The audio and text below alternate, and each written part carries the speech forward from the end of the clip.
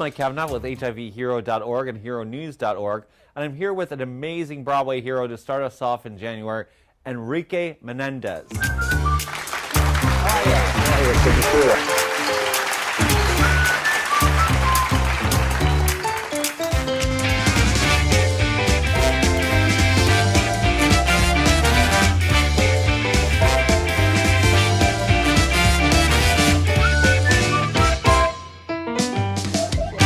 You are a very accomplished Broadway star. We're going to talk all about that, but you're also very unique. You survived having HIV for 28 years, so you have quite a story to tell. I do. But let's start with your Broadway career. How did you get started? I went to the Boston Conservatory of Music. Great place. Lots of our Broadway heroes go there. For musical theater. And when I was a junior, I kept flying into New York for open auditions. And I'd made it to the final cut for Starlight Express, and I met Vinnie Liff, the great casting director at that point. And then when I was a senior, a week before my first semester was up, I got a call to be in Cats, Vienna, Austria, which was really exciting. Right, beautiful city. So what was that like being a cat? It was interesting because, first of all, I didn't speak a stitch of German, so I learned the show phonetically. We did the show in German, and then we went on tour to Moscow, and then we did the show in English when we were in Moscow. We were the first musical to go to Moscow. That was really, really cool.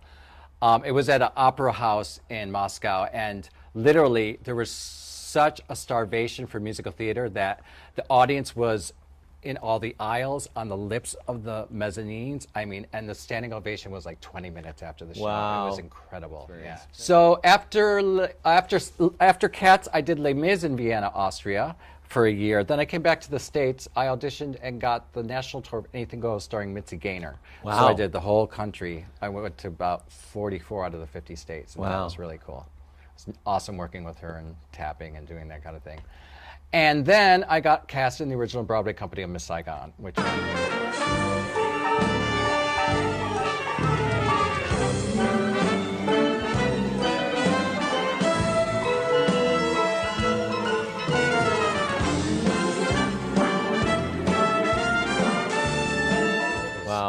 a dream, because that show was just, I had heard about it in London, and then I knew I wanted to be part of it, and Vinnie Liff cast me in that show, and the rest is history. So. I think it's a great show. It's playing on Broadway right now. Go see it. It's really good, actually. Yeah. So Enrique, what advice would you give to young up-and-coming actors and singers how to make it in this business in this city? I think the best way to maintain a long-term career in this business is to learn how to sing, dance, act, be in front of the camera, be behind the camera, work in casting, do as many different things as you can, because you never know where the work's going to come. Right. So be a sponge, people. Exactly. Definitely. So Enrique, very, very exciting. You were named the 4th most important and influential person in HIV Positive magazine as an HIV positive person. How did that feel? That was really, really exciting. It's interesting because at first I had nominated Tom Viola to do it. And then I was like, well, why don't I nominate myself? And I did. And then they picked me to be 4th, which was really exciting. I've done a lot of advocacy for HIV/AIDS, and I've also done a lot of work in the HIV market. Right. One of the things I found particularly interesting is that you are kind of the poster boy of HIV. If you look your name up, you're kind of the poster boy. Poster boy? I'm AIDS supermodel. He's the HIV supermodel, people. That's right. That's awesome. Yeah. So tell me about your experience. You were diagnosed 28 years ago, and it was when everyone was dying. How did you feel when you got diagnosed? When I was first diagnosed, I was really in a state of fear. It took me about 6 months to come out to my friends, and then it took me about a year to come out to my family. And then after that, I came out publicly. What had happened was Tom Viola got a call from a photographer who was working on a project called Living Proof. And they wanted people who were positive, and I said, you know what, I'm going to do this. Why not? And I did. And people were like, you shouldn't do that because you'll never work again. But it opened up so many more doors for me. This photo essay led to being cast in numerous pharmaceutical ads. I was part of a modeling agency called Proof Positive, which represented HIV positive models. You know, I've done 9 national campaigns for HIV/AIDS. Then I also became a casting director for HIV pharmaceutical ads, so I got to help a lot of my friends out with castings and stuff like that. So it's really been a big part of my career. I've also done a lot of other photo essays being photographed as a person with AIDS. I just feel like living in my truth and being open and honest breaks down the stigma of HIV/AIDS, and it also empowers me and lets me become open and honest, and that's the best gift I could give to myself. Well, we thank you for bringing attention to HIV, keeping it in the conversation. But let's talk about some of the struggle, because I think when you were first diagnosed and things were different, and it was considered kind of a death sentence, Definitely. you had to survive, and that must have been very emotionally difficult.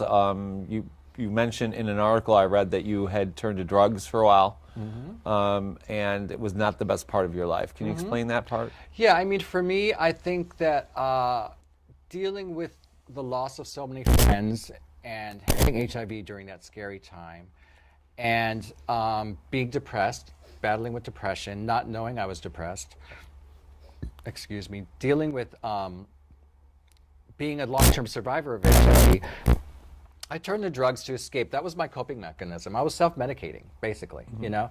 And thank God I'm living a different life today, you know? So I'm grateful for that. Yeah, you had also mentioned that you had tried a suicide attempt. What led you there, and what got you out of that? About 2002, I was in a relationship. I was in a domestic partnership, and we had broken up, and the breakup was very devastating to me. And I came home one day and just decided I wanted to jump from this 10-story flight, 10 flights up from this apartment on 14th Street. And they sent me to the psych ward. My brother came in from Ohio. My oldest brother's a doctor. And part of that was my depression, but also we found out that I was on an antidepressant, but it was getting canceled out by the protease inhibitor that I was on. Oh. And because medications are so new, they didn't know the contradictions of medications. So it was a combination of both of those things, but I'm grateful that I'm not suicidal or never attempted again in my lifetime. Yeah, So. I think it's important to know that a diagnosis of HIV is very devastating news, and people take it very difficult. Even though it's not a death sentence anymore and we can survive now with the pill, there is so much mental devastation that goes through, and people are still killing yourselves. So please seek help if you're feeling that way, because you've got a lot to live, a lot to give, and we want you here on this earth. Well, being a supermodel for HIV, you've done so many things for our community and been involved in so many HIV projects. Can you tell us about something? Sure. When I was in the original Broadway company, Miss Saigon, we interviewed different Vietnam veterans. And I wrote this poem called Trigger, because I was noticing a lot of the feelings I was having as a person with AIDS were similar to the feelings that GIs were having who came back from Vietnam, battling a war. AIDS is a war, you know? Yes. So I decided to make that poem into a short film, and it's called About Face, and it was at the 2007 International AIDS Film Festival. That's terrific. Yeah, I was very excited about that. I'm terrorized, like a prisoner in my own body. Flashbacks constantly remind me that I am in hell.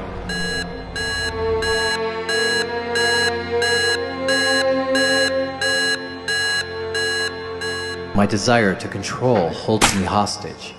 So last year, I did a short film called Hep C Free, and it was directed by Oscar winner Cynthia Wade. And basically, it's about 4 people's paths with addiction and Hep C. And I've had Hep C, hepatitis C, 3 times. I've been cured of it 3 times, thank God. So, Really depressed, very lethargic, lost all interest in life. And I got tested by the doctor, and he said, "You have hepatitis C." And I was like, hepatitis C? I didn't even know anything about it. And they found out I had between stage 2 and 3 cirrhosis of the liver, which is pretty quick because I was just newly infected. But I guess when you're both HIV positive and have Hep C, the progression is much greater and quicker than it would be for someone who's healthy.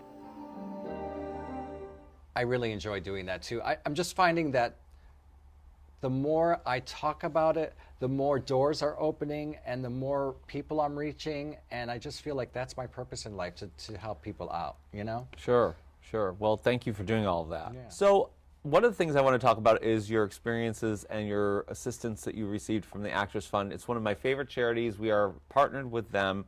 What do you have to say about the Actors Fund?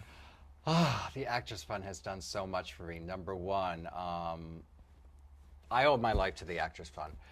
In 1994, I was down to 50 T cells, about 135 pounds. I was on tour doing Miss Saigon in Los Angeles. And I really thought it was going to be my last birthday. It was my 30th birthday. And I called the Actors Fund, and they heard of a study for a new drug called a protease inhibitor. And apparently someone in this study died, so I got their slot. So if it wasn't for that, I wouldn't be sitting here talking to you. They've also helped me with couples therapy, finding places for recovery. They've given me financial assistance when I was going on disability. They helped pay for my rent. Whenever the Actors Fund asks me to do something, I go in full force. I've done print work for them. I've done videos for them. I will do anything for the Actors Fund. It's an amazing organization. Yes, if you work in the field, anything to do with entertainment, so that's stagehands to curtain Makeup people, artists, costume designers, television, film. please check out the Actors Fund at actorsfund.org.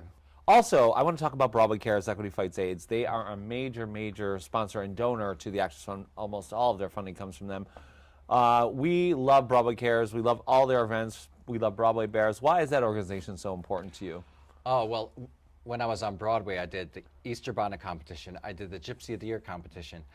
I was in the second year of Broadway Bears and danced in it for like 10 years, and then became part of the creative team and helped choreograph some of the numbers for Broadway Bears. Jerry Mitchell's amazing. I love doing that show. It's raised so much money for HIV/AIDS. What it did for me, Broadway Bears, was it made sex after HIV fun again. Right, and sure. okay, you Yes. know, safer sex and all that kind of stuff.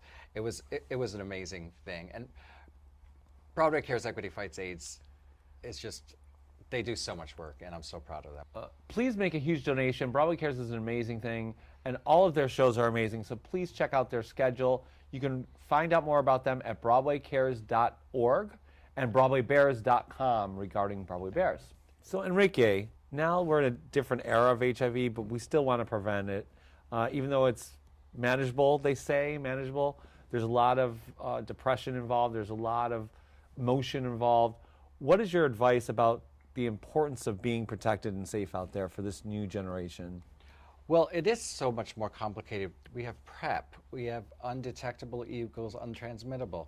It's very confusing, to be honest, but I think practicing safer sex is definitely going to help stop the expansion of HIV/AIDS. And like you said, HIV/AIDS isn't just about being manageable, because it does have depression. There's diarrhea. There's days sometimes I wake up and I have diarrhea, and it just wears me out, you know. There's isolation. There's, you know, so many different things that come with the disease, and if you can stop yourself from getting the disease, I highly recommend it. Right, and our advice is, because of PrEP, remember, you can get all kinds of other things, hepatitis C, syphilis, all these things are not protected. So our advice is use a condom when you're with someone that you don't know very well, please, in addition to PrEP. And then if you get in a relationship, get tested together, and then you can explore other things. But really, be safe out there. It's really important. So Enrique, I want to thank you so much for being our Broadway Hero of the Month for January. Very important to start the year with these kind of conversations. And I think you're going to have a career that keeps on going until you drop dead, because you're just that kind of guy. So thank you so much for being here. Thank you very much for your time. I appreciate it.